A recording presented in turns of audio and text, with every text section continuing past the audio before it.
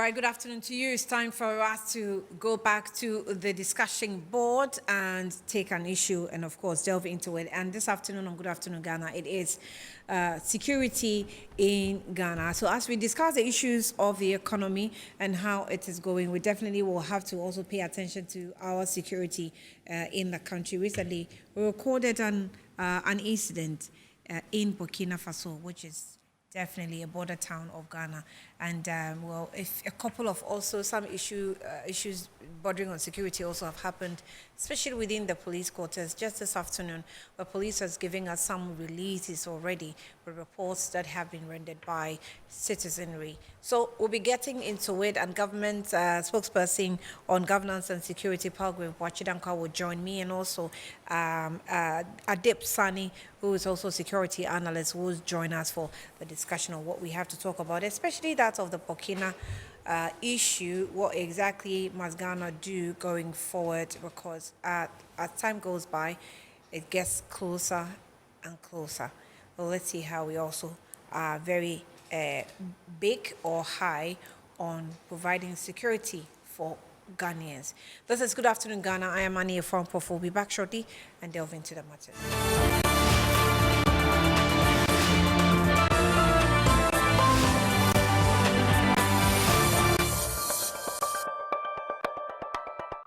Welcome back to the program. It's Good Afternoon Ghana, and as earlier stated, it's about security this afternoon, and we'll be, turning our attention to some of the issues going on in Burkina Faso, and of course also within Ghana. Our relationship with the Ghana Police Service, how far are we going with it, and how good is it? Do people still trust the police, and or they do not?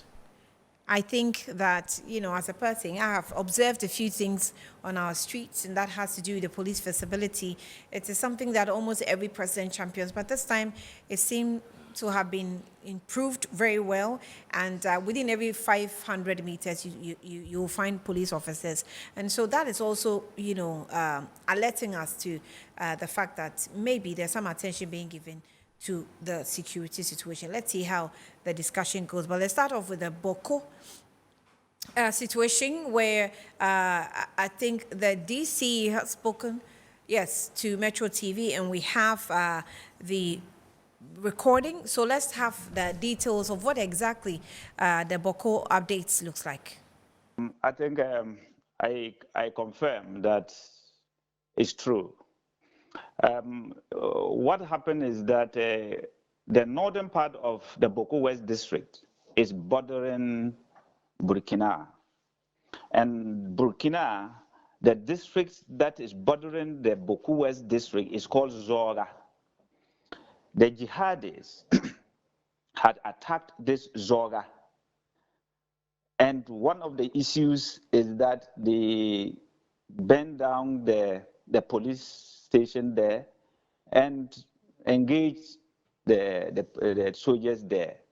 So because of that, these people were afraid, and they gave them an ultimatum of 3 days that the government had given them some ammunition to fight them, and they want those people. So if they don't produce those people in 3 days' time, they will come and raid down the place. This gave panic and fear to the community members. So they had to find their own way.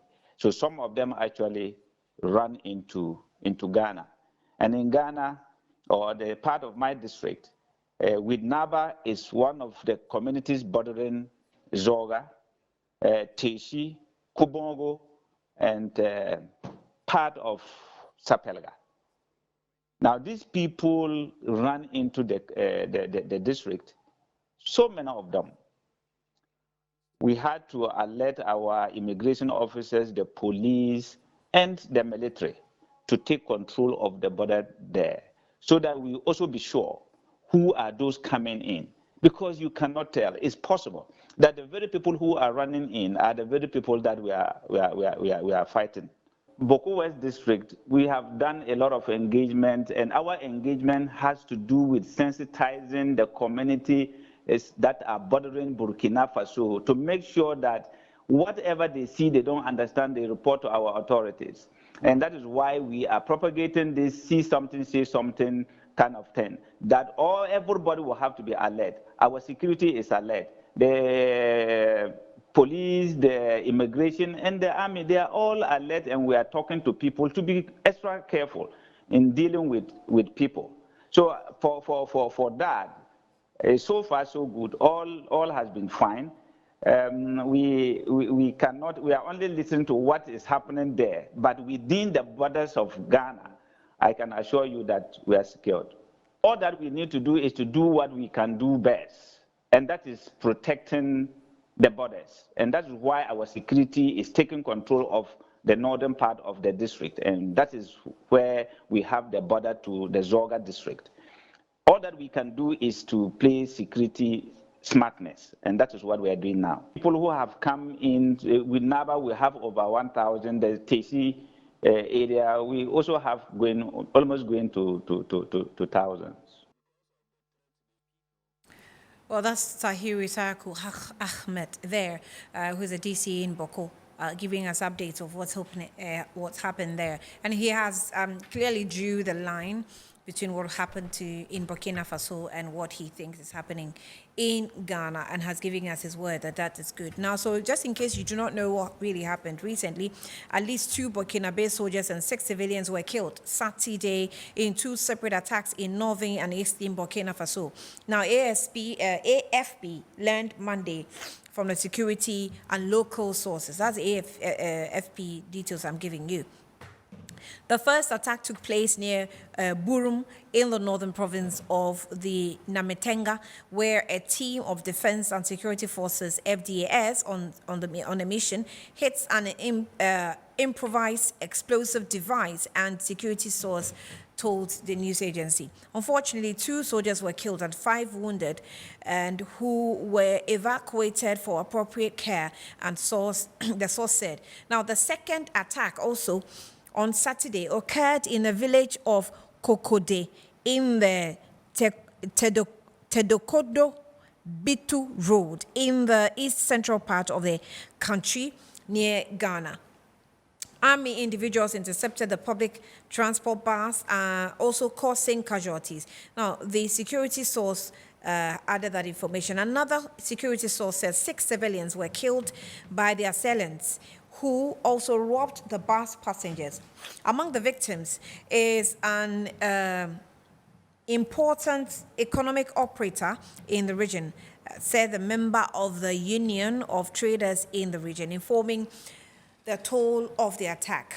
Since 2015, Burkina Faso has been regularly plagued by jihadist attacks that have killed thousands and forced some 2 million people to flee their homes. So take note of fleeing of the homes. These attacks also by the groups linked to Islamic States and Al-Qaeda targeting military and civilians have increased in recent months, mainly in the north and east of the country. And I have been joined in the studio by Palgrave Boakye Danquah, who is the government spokesperson on governance and security. You're welcome, sir. Good afternoon to you. Thank you for your time. Happy New Year. Happy New Year. I haven't seen you on TV this year. I haven't hosted it. Okay, his microphone is on, just in case you're wondering. Okay, the microphone is on. So, all right, we're also expecting to be joined by, what's his name? Adib Saani. Adib Saani, so that we get the security aspect of what he has also observed over the period, because they also do quite a lot of work, trying to monitor the temperature in the country. So he will join us, and then we will get talking. Give us a brief. I've already given a gist of what really happened in Burkina Faso, but give us a brief of government's reports it gathered on this incident. So, Annie, a very good afternoon to you and to your viewers and followers on social media. Really, to be able to state that the threats against terrorism is very, very high, and countries have been trying their best to be able to ensure that their citizens are safe. In Ghana, we have a lot of our security apparatus ensuring that our borders are safe and ensuring that terrorists don't come into the country.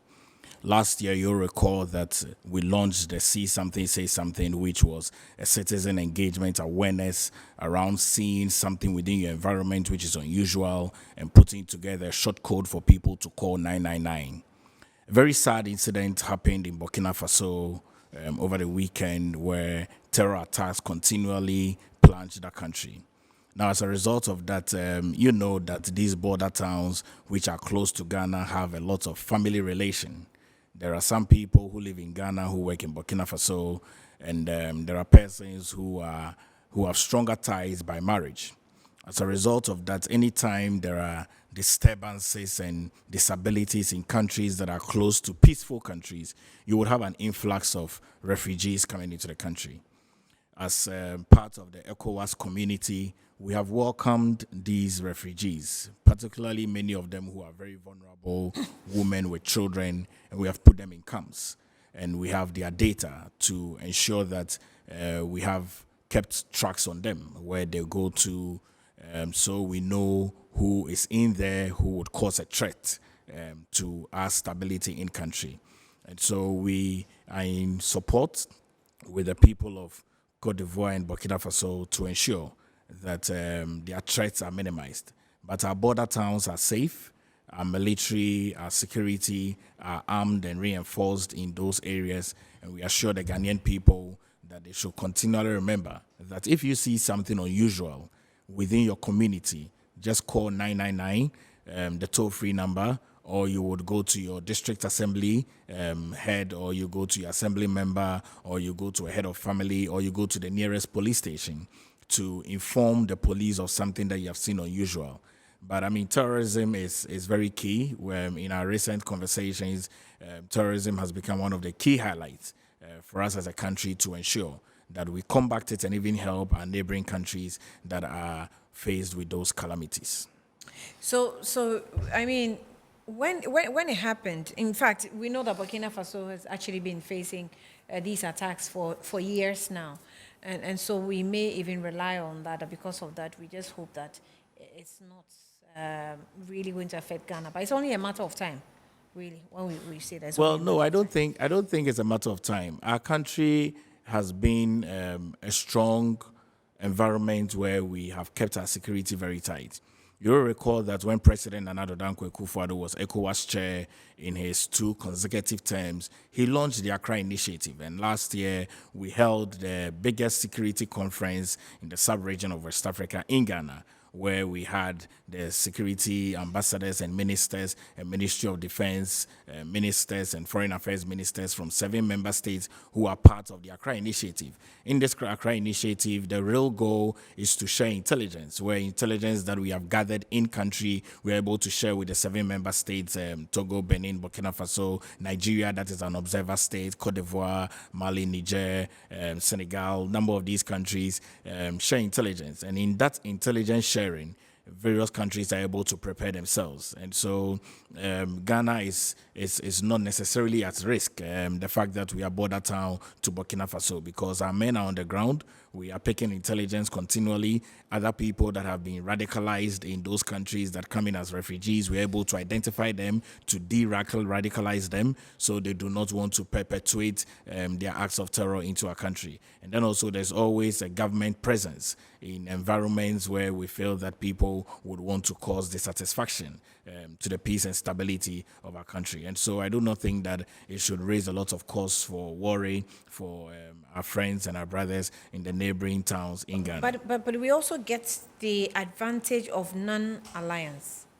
Absolutely, absolutely. I mean, as a country, you know that we are part of the non-alliance movement. We are also a non-permanent resident member for the UN Security Council, which ends this year in December. And so our intelligence forces and our intelligence gathering is extremely very high. And we are not resting on our laurels at all. I mean, whatever intelligence that we're able to gather, we're able to use that to implement our security strategies. And you know how it is. I mean, when it comes to security, a number of the detailing of the conversations cannot be unpacked in the public domain. But within within the security services, we are very rest assured that the borders of this country is very safe. The military is very prepared and taking care of our border town. Customs and excise and preventive service are making sure that our border towns are secured. Immigration is also making sure that the various border towns are cleared. And so, by and large, we will do our possible best to protect the safety and integrity of the Ghanaian people, and also do our possible best to welcome the influx of refugees that are coming into the country,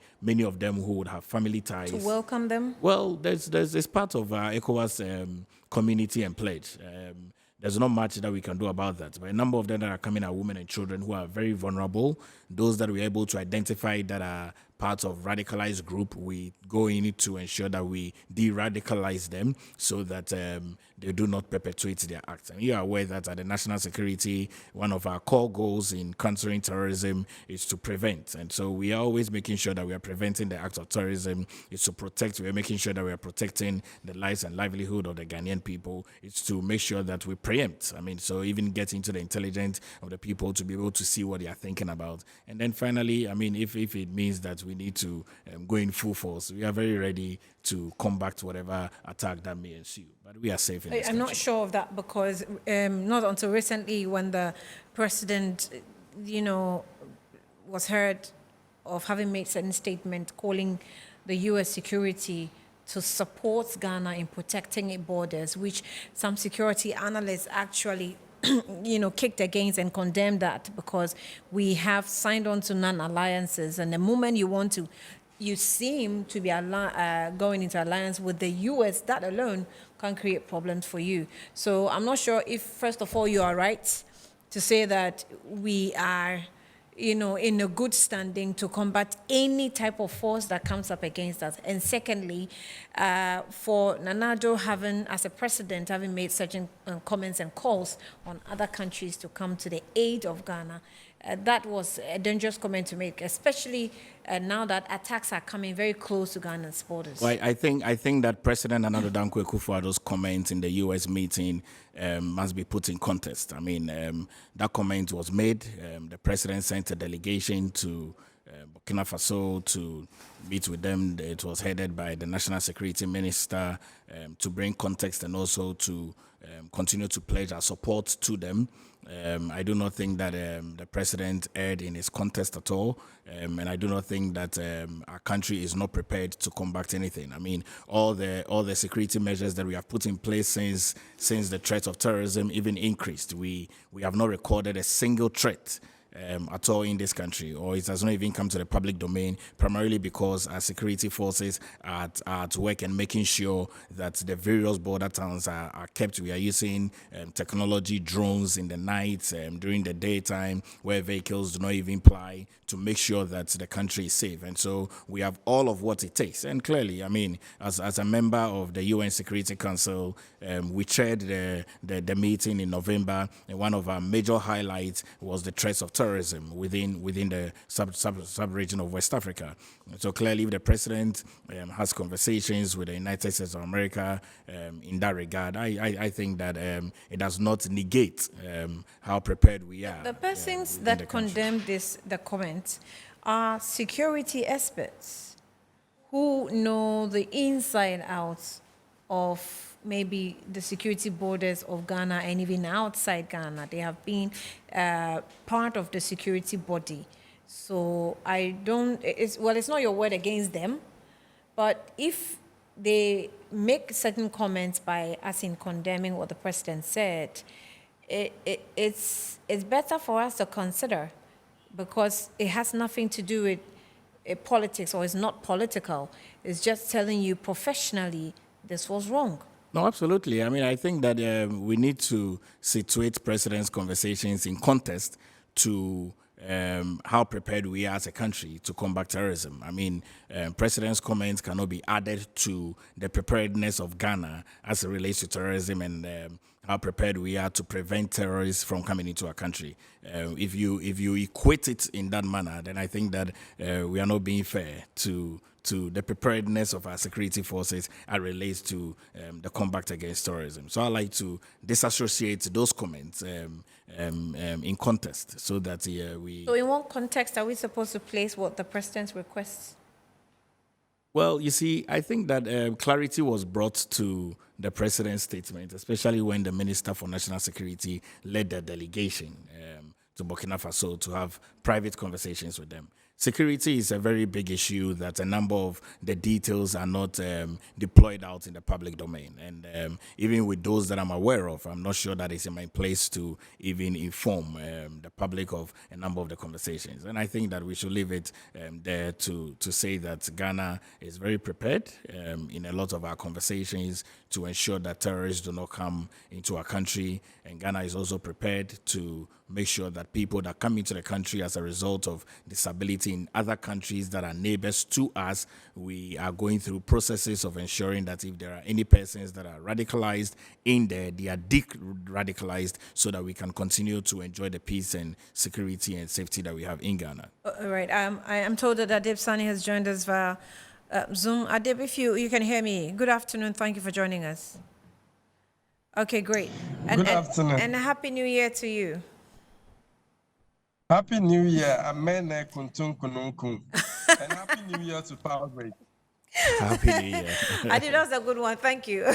Thank you for the recognition. Right. So definitely it has to do with security. And we're touching, first of all, on the issue with Burkina Faso and its attacks and the spillover for Ghana. And I think we were just touching on the comments made by His Excellency the President, which has actually been condemned by some security officials. What in your analysis and observation, what have you gathered so far after the incident in Burkina Faso?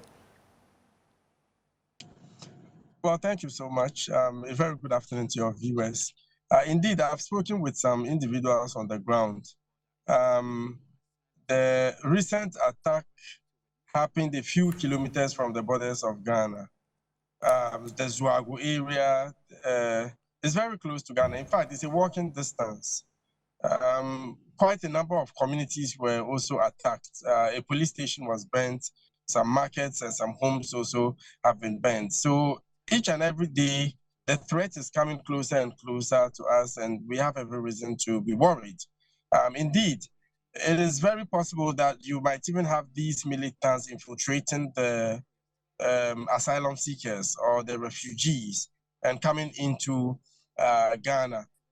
Like my good brother Palgrave mentioned, security matters is not like perhaps soccer. You don't expect live commentary every step of the way.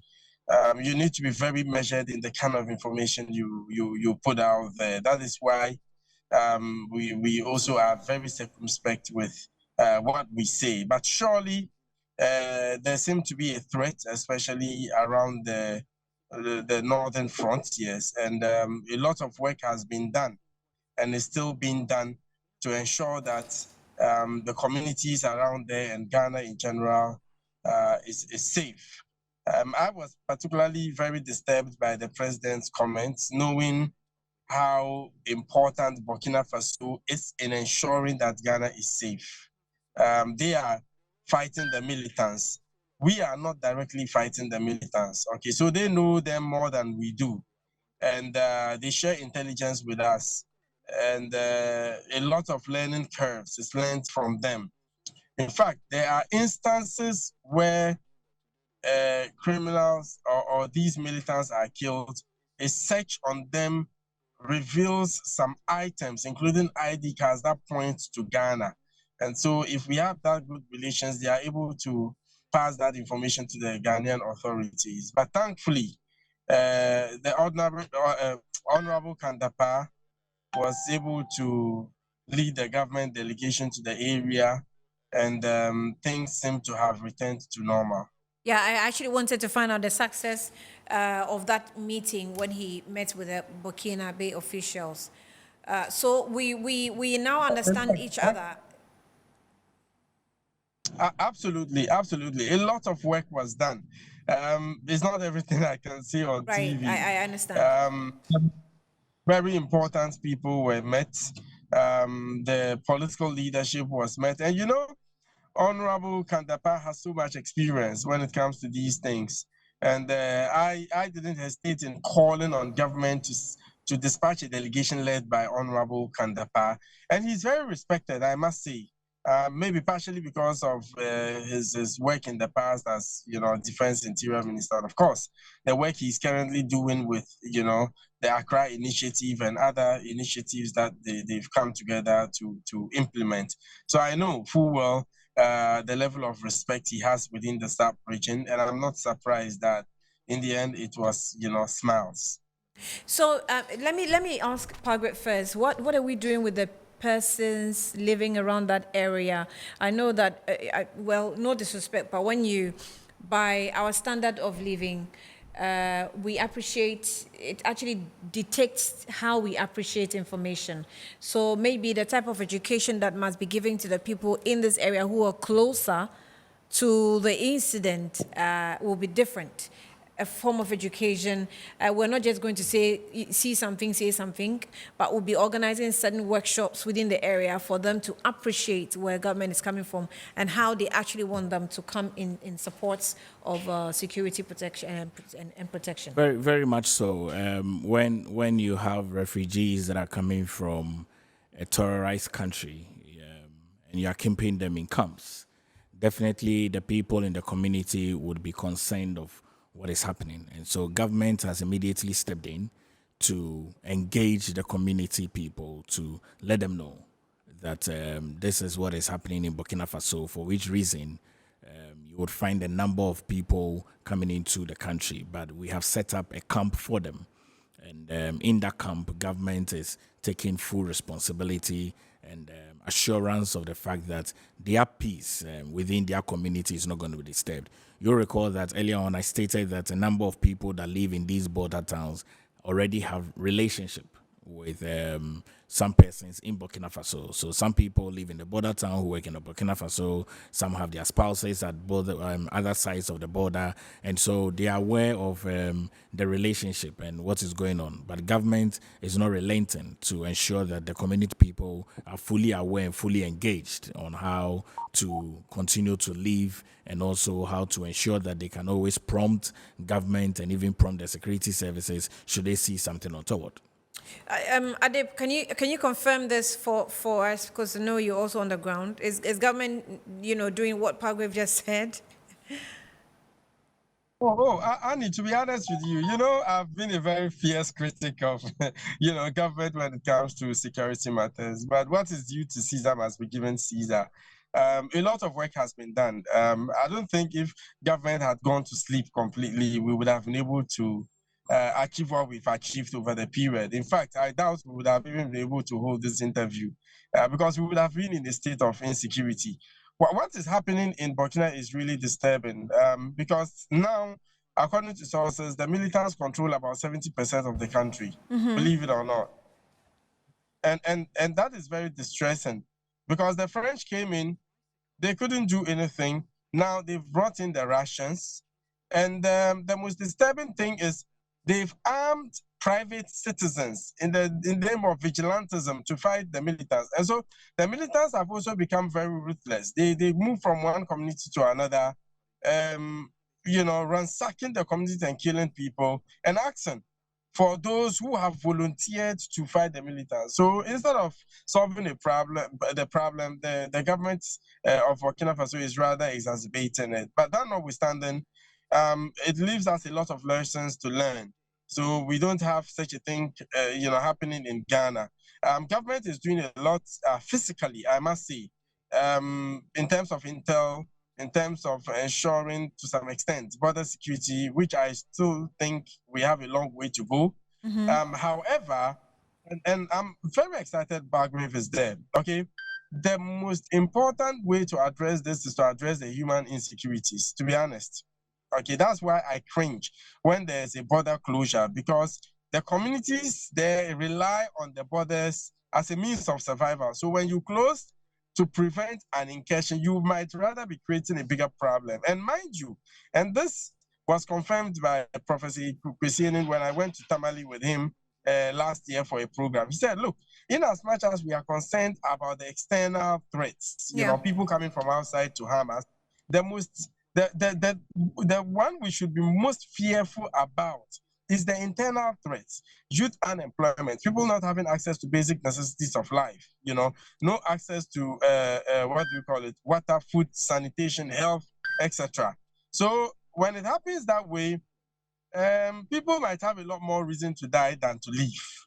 Coupled with the myriad of chieftaincy and land disputes we have in the country, and like I always say, and I'm also excited Annie is interviewing me today because this is something we have spoken about over and over again. Boku. Yes. Boku is presenting to us the quickest link so far as preventing extremism is concerned. But if you ask me whether government has done enough to resolve the Boku chieftaincy dispute, I would say no. What government has done is to, adopt the kinetic approach, the deployment of soldiers, police to the area to stop fighting. But tomorrow they fight again. But we need to look at it from the hybrid point of view. We need to deal with the other fundamental issues if really we want to resolve the issue of Boku once and for all, because it's dynamic.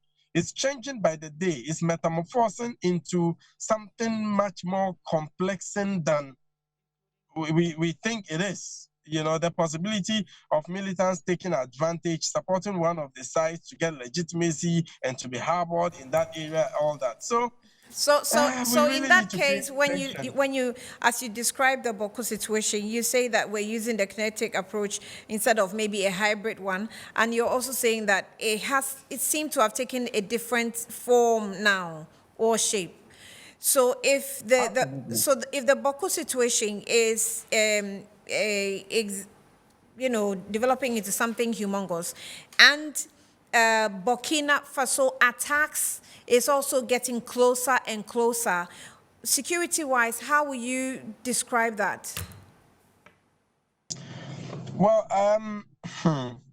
it is complicated because we are dealing with threats from different angles. We are dealing with it from different fronts. We need to ensure that the internal issues are well taken care of, at the same time ensuring that we don't have any external people coming into the country and causing us mayhem. Not just Burkina Faso, by the way. It is that time of the year when a lot of headsmen are coming into the country.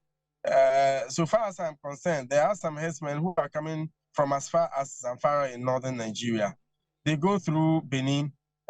For the Benin authorities, once you are not coming to stay in their country and you are just transiting, they don't have any problem. They give you the right of way, okay? Then through Togo and into Ghana, especially through the Oti region area. And it is not surprising that we are hearing of clashes in Savannah region and of course in Ijura and some other parts of the country, okay? So there are some real threats, external threats, okay? At the same time, there are some internal threats. That is why I always say that government cannot do it alone, Annie. You and I have a key responsibility so far as ensuring that Ghana is secured, is concerned. And I felt it was a great initiative to come out with the see something, say something. But if I ask, what exactly it is we have to see or say, many people might not necessarily be able to tell. Right. Recently, Annie, the JetK Center for Human Security and Peace, and we did a very basic survey. We asked people what exactly it is they have to look out for. Believe it or not, a lot of them said they were looking for bearded men who looked like Osama bin Laden. Can you believe this? So I think there's the need for more education. That is why we don't have to let only Palgrave do the work. We have to support Palgrave. Palgrave also has to collaborate. And I've told him in the past, Palgrave would also have to collaborate with the JetK Center for Human Security and other civil society organizations that are also very active on the ground, the West Africa Center for Counter-Extremism and the rest, So we can collectively work to educate the people to understand what the real nuances are, what it is exactly they have to look out for. So we all can contribute in our own small way, even the media. I don't know whether Palgrave has approached Metro TV. Uh,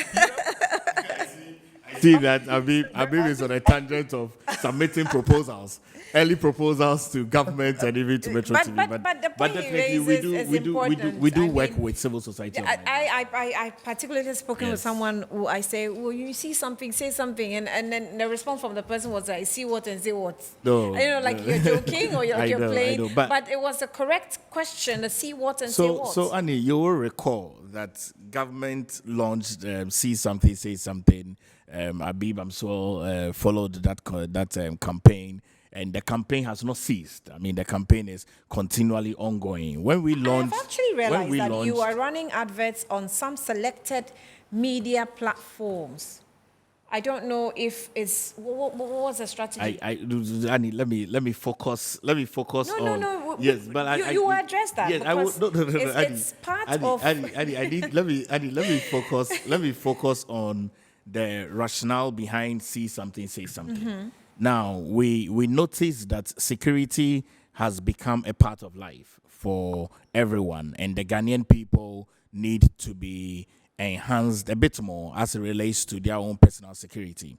As a result of that, government through the Ministry of National Security and the Ministry of Information, together with other agencies, pioneered and launched the Citizen Awareness Campaign, which is the See Something, Say Something, and also put together a short code for 999. Now, the goal is that the people that have been radicalized, it could be your wife, it could be your husband, it could be your children, it could be your nephew, it could be your niece, it could be someone you haven't seen in a long time, it could be your driver. And so they are not coming in the ordinary formats that you would have ordinarily seen as a bearded man with the bijah, hijab, and all of that. You're not going to be seeing them dressed in that manner. So it could be anyone. So what did we say? We said that if you see something within your environment, which is untoward, and so if you live at community A and you have someone who picks your garbage, now the vehicle comes to park there well over 30 minutes and they finish picking the garbage, but the vehicle is there. It's unusual. You call 999 and render that information. Your children go to school and you pick them from school and you find something in their school bag. You should be It's running unusual. this education in schools.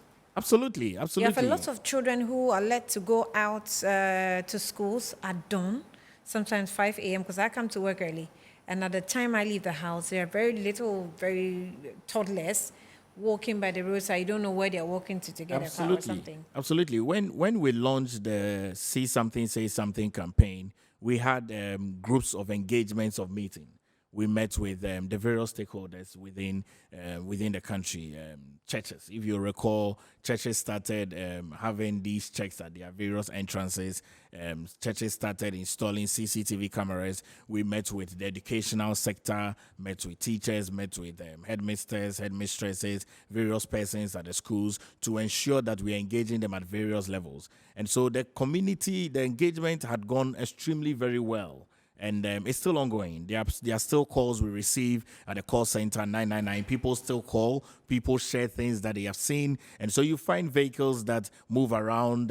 You're not too sure why they are moving around. Pick up their car numbers. I mean, anytime you drive and you see someone drive recklessly, pick up their car number. I mean, share it on social media. Tag the Ghana Police Service. Tag National Security. Call 999. We are watching around to ensure that we curb down the various threats against terrorism in this country and even within the sub-region of West Africa. In terms of strategy, I'm sure that Ignite Media can come and approach. I'm very certain that the doors of government is always open to run a number of these. It doesn't work that way. At various platforms. It doesn't work that way. Government would come to Yes. Ignite Media Yes. and submit the See Because Something, this Say work Something. is primarily government's work. Government would So come you need to us, government would come to Ignite Media and submit the recordings for you to play on your Right. network. And as your contribution to that as well, you do that as a civic responsibility on a pro bono basis, because a number of what That will be decided on by at the management two level. levels. But I on the Boku issue, Boku has been an issue over the years, from administration to administration. You'll recall that government, especially the leadership of President Nana Dankwa, has been extremely strong in resolving conflict. We have examples of that in the Dagbon area.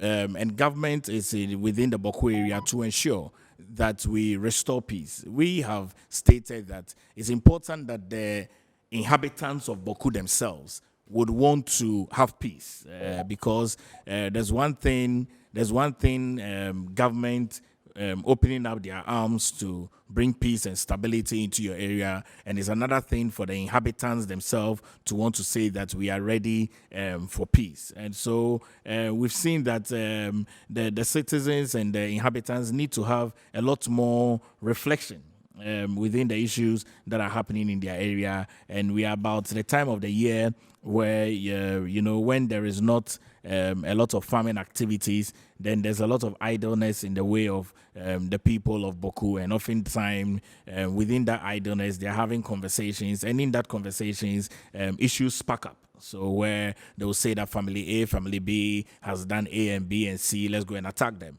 But we want to admonish the people of Boku, in addition to the good people of this country, that government is on ground to ensure that the people have peace, and the entire community of Boku is restored back to the state of stability. But the people themselves must have a self-reflection to see to it that the peace that government wants to bring, they are ready to be able to receive that.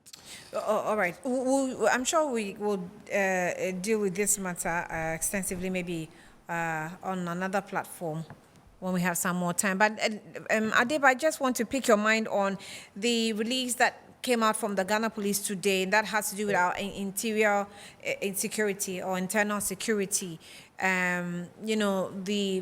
Our contact with the police, the practices that's been happening, the criminal activities that some police officers engage in. I had the opportunity to listen to the audio of a man that had an experience and having drugs planted in his car and accused wrongly and all that. The police has also taken up the matter. I mean, today, what do you think is the relationship with the police, between the police and the citizen, and how are we working on that to improve on it on a daily basis?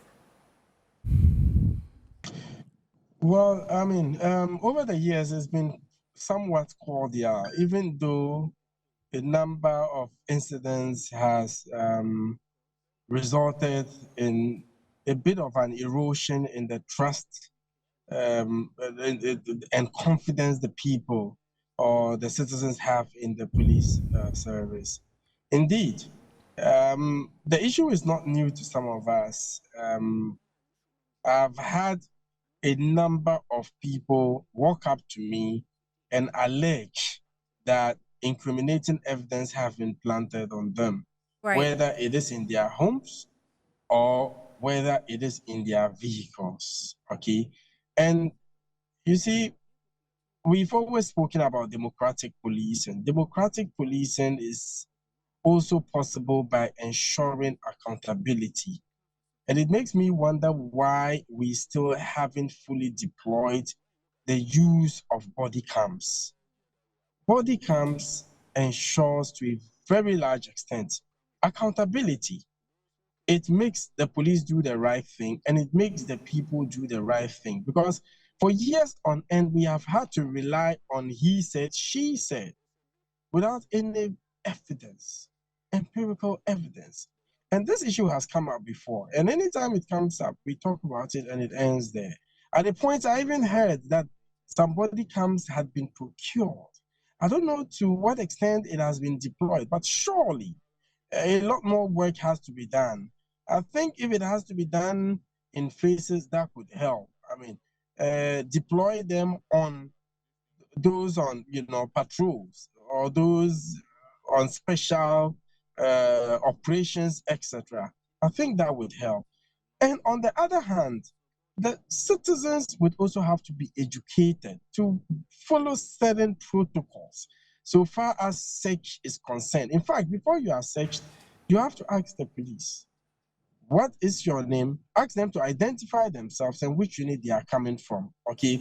And if you comfortably sit in your car, open the trunk for them, anyone can do anything. I am not in any way suggesting that all police officers are like that. I have very, very faithful, patriotic, hard-working police officers, especially CID officers, who are doing great things and ensuring that you and I are able to go to bed with our two eyes closed. But just like any other human institution, civil service, public sector, banking sector, whatever it is, where people come together, you're bound to have some going rogue, some doing the wrong thing and dragging the name of the institution into dispute. So it would be unfair to paint all of the police with a single stroke of brush because of the actions of some few. But surely, people would have to understand that you need to follow these protocols. But do you Follow think our them. Come relationship out of your ego. with the police has increased or has improved? I think since My honest observation on the road, visibility has improved, number one, and then personal appearance has also improved. I no longer see police officers holding black polythene bags. Yeah. And I no longer see them in dirty uniforms. They all appear clean, neat, new, and it's all refreshing. You know, that's what I see. That's an honest observation, really. I don't know if there's more. Maybe equipment. IGP Dampari doesn't play. This is case. I mean, a lot of things have happened within the police service, to be Right. honest with you. I mean, threaten a police officer, hey, I'll take you to Pips, and he would start shaking. In the past, I mean, nobody cared. Now, they are going to change, the promotions from just being based on time. Oh, I've kept long at this grade or this, position, and so it is time for me to rise. No, now it's going to be based on performance, okay? To the extent that they might even come to the police station and check your records. How many cases came? How many cases have you closed? Oh, Okay? right. Make an attempt to call those who lodged the complaint. You, on this date, came with this complaint. How were you treated? Go into the community, ask the chiefs, this commander, what is your relationship like with the commander? Is he okay? Like, is he approachable and all that? And I think that is the way to go if really we want to improve policing in Ghana. And I must say, a lot of great things have been done. I was out with the family during the festive season. Every corner of Accra we go, there are police officers around, some of them on hand to give us help. In fact, a lot of the pictures I took with the family was done by police officers at the cantonment. That is questionable. Adib Saani, that's questionable that you made them leave their posts and take photographs of you. That happens. No, they are serviceable. They are at happens in posts UK. and they interact with the people. That's friendly and allowable. All right. Right. Well, so let me come to you. I mean, what do you also? I picked that from Israel recently, where that's why I'm very excited about the visibility. And I think one evening we went out, and where we went to was quite a chaotic, corner, sort of some obscure place with a park and young people, students and all are chilling. But we found that there was a police truck there. The police was sitting in it and they were observing, things going around. So every, some meters you move, you find them in the corners and all that. So that's made me feel that, okay, we're going to a place when it comes to our police visibility and their responsibility.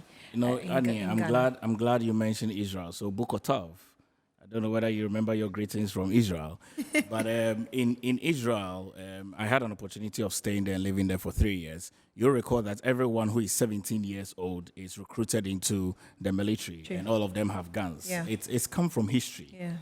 Because of the Holocaust that happened, they do not want to be taken off guard. And they're within an environment where they always need to be prepared. And so Israel is one of the best examples. I always ask if it's something that we are thinking of doing in Ghana, where we give, at a certain age, you will serve within a security? Well, it used to be that it wouldn't be bad to reconsider it as a government when we win the 2024 election into 2025. We would be able to look into that.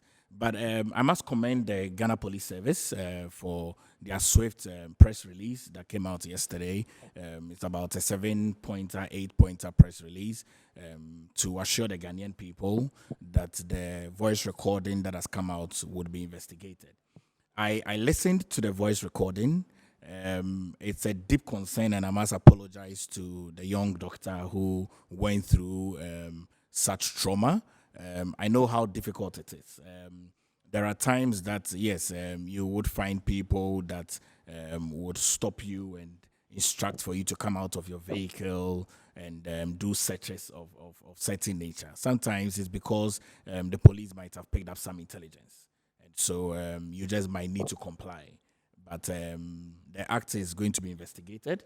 I'm very certain that those culpable are going to face the full rigors of the law, but it is not right for anyone to be threatened in that manner. And he said it happened along the motorway Yes. stretch. Yes, it's not right for anyone to be threatened in that manner. Maybe of a truth, in taking care of your own personal security, if you are within an environment where you know you are alone and you do not even feel safe, I think that it will be your safest place is to drive to the nearest police station.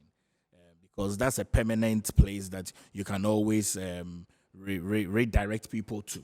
That this is where I am. Come to me and let's have a conversation.